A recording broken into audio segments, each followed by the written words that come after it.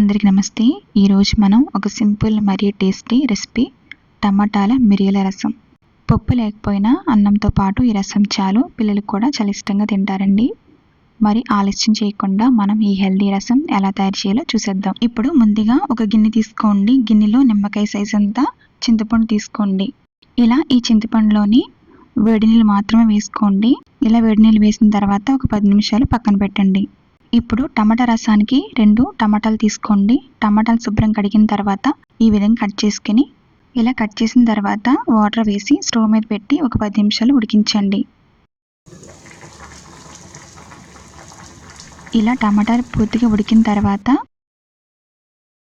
ఈ తొక్కని తీసేసి మ్యాష్ చేసేయండి. ఇలా మ్యాష్ చేసిన తర్వాత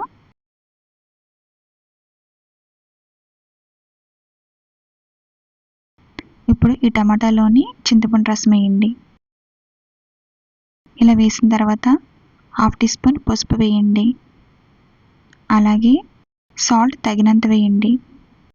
1/2 టీ స్పూన్ కారం వేయండి. ఇప్పుడు ఒక చిన్న గిన్నెలోని మిరియాలు వేయండి. అలాగే 2-3 వెల్లుల్లిపాయలు వేయండి.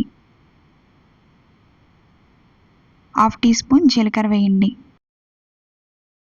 ఇవన్నీ వేసిన తర్వాత కచ్చిపిచ్చిగా ఇలాగా దంచాలి. ఇలా దంచిన మిరియాల పొడిని ఇప్పుడు ఈ మిరియాల పొడిని టమాటా రసంలో వేయండి.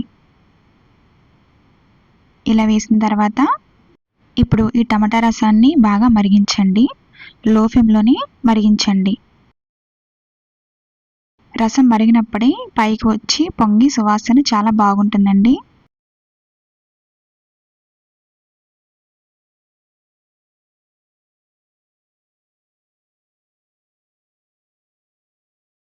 టమాటా రసం ఇలా మరిగిన తర్వాత చిన్న బెల్లం ముక్క వేసుకోండి. అలాగే కరివేపాకు వేసుకోండి. కొత్తిమీర కూడా వేసుకోండి. ఇప్పుడు తాలింపు కోసం ఒక చిన్న ప్యాన్లోని 1 టేబుల్ స్పూన్ ఆయిల్ వేయండి. ఆయిల్ కొంచెం వేడెక్కిన తర్వాత అందులో ఆవాలు, జీలకర్ర, వెల్లుల్లిపాయలు, మెంతులు, ఎండుమిర్చి, కరివేపాకు, కొద్దిగా ఇంగువ వేసి బాగా వేగిన తర్వాత ఈ తాలింపుని టమాటా రసంలో వేసి చివరగా 1 నిమిషం మరిగించండి. మీరు కూడా ఈ రసం తప్పకుండా ట్రై చేయండి. మీకు ఈ వీడియో నచ్చినట్లయితే తప్పకుండా లైక్ చేయండి. ఇంకా మన ఛానల్ని సబ్స్క్రైబ్ చేయండి.